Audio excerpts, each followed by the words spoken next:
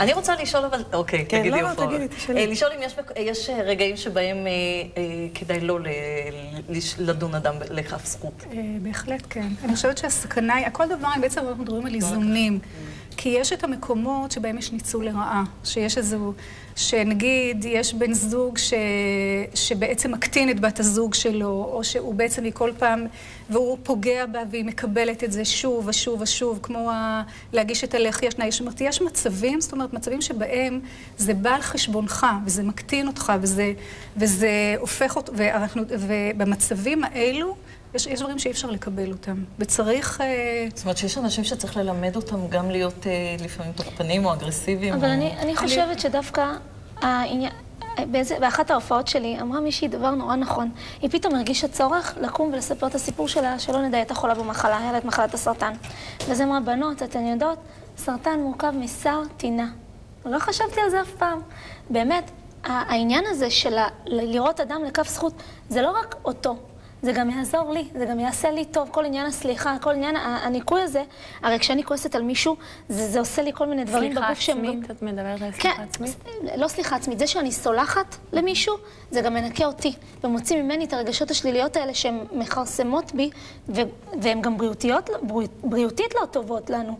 לחץ הדם, סחרחורות, זה דבר לא בריא לנו, ולדעתי גם, השורש של העניין הזה אולי הוא גם לאדם עצמו. זה יותר מורכב אולי, אבל זה טוב גם לאדם עצמו.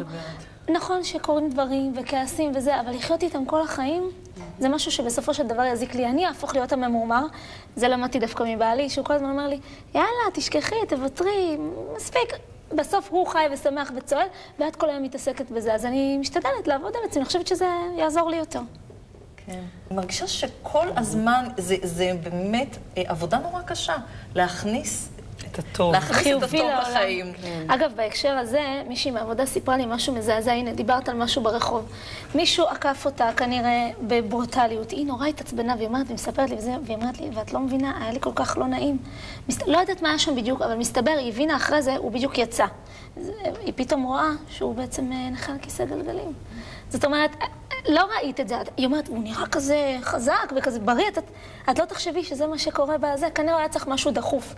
אולי להתפנות, אולי לדעת מה, קרה משהו שם, והיא כל כך הרגישה רע עם זה, ואני אומרת, וואי, איך לא חשבתי על זה, שהרבה פעמים קורים דברים, לא יודעת, מישהו עוקף אותך, אולי חלילה הילד שלו לא מרגיש טוב באוטו, אולי קרה משהו, כאילו, הכביש אני רואה את זה כמקום הכי זה, כי זה מקום שאת הכי בלחץ והכי בעצבים, ומאז הסיפור הזה שהיא אמרה לי, אני כבר אפילו אם מישהו באמת לא התנגף, אני אומרת, רגע, אולי יש לו משהו באוטו, אולי קרה משהו, אולי זה, אז... בעלי אומר שאני תמיד ממציאה סיפורים כדי להסביר למה אני מתחשבת.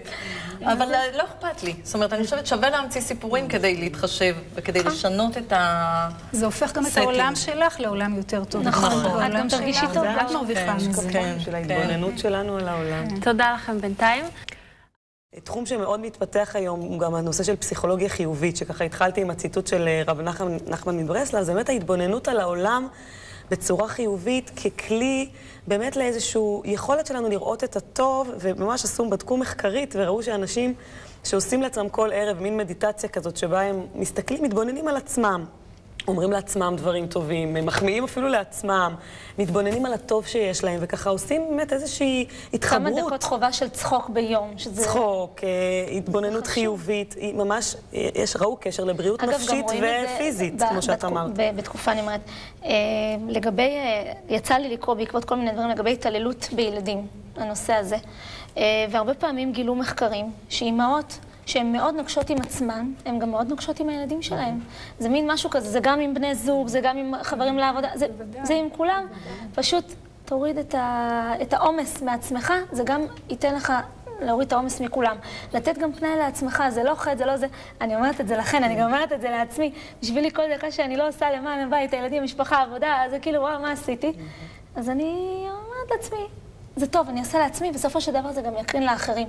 השמחה הזאת, בגלל זה אני גם לא ויתרתי על האהבה שלי לשירה. אני שרה לנשים, אני משמחת נשים, ואני חושבת שזה עושה גם לי טוב. אני נהנית ואוהבת את המקום שאני נמצאת בו הרבה יותר מהתקופה שהייתה תקופת יובל שוויתרתי כביכול על המוזיקה שלי. כי לא הבנתי נכון את ההלכה. אני מרגישה שיש... אילנה, מה הסיפור שלך? באמת, מורה טוב, מורה לחיים, זו את נראה לי. לא תמיד אני מצליחה ככה, לא, אבל זה ממש יפה, איך שאת המציל נפש אחת בישראל במקרה הזה, זה הצלת עולם ומלואו. כי לפעמים יש לילד, מה זה טראומות ממורים, ואז זה יכול להיגמר. עושה בדיוק ההפך. כן. מה הסיפור שלי טוב, הוא לא כזה זה, אבל אני חושבת, קרה לי לאחרונה עם איזשהו מפיק מוזיקלי שעבדתי איתו, סגרנו איזושהי שעה שאני באה לקחת את הסקיצה של האלבום. הבן אדם לא עונה, לא עונה, לא עונה, אני מתקשרת, הוא לא עונה, אני כבר השתגעתי. אמרתי, בא לי, זהו, די, אני לא דנתי אותו לכף זכות, בקיצור. ואז, איזה בושה, אני פשוט הייתי בישיבה לפני. הטלפון היה שקט. אני הולכת, לוקחת את הטלפון, אומרת, מה קורה? אני מתקשרת אליו, מקוונו שהוא חוזר אליי, מה, אני חוזר עוד דקה, ונעלם לכמה שעות.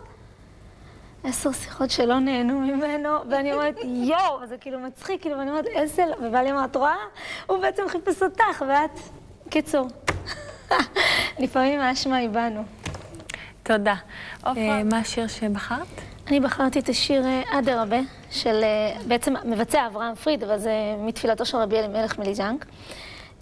עד הרבה תן בליבנו, שנראה כל אחד מעלת חברינו, ולא חסרונם, ושנדבר כל אחד את חברו, בדרך הישר והרצוי לפניך, ואל יעלה בליבנו שום שנאה מאחד על חברו. חלילה יש המשך, אבל זה ככה מה שאני גם כן מתפללת שנזכה, בעזרת השם, לראות כל אחד במעלת חברו.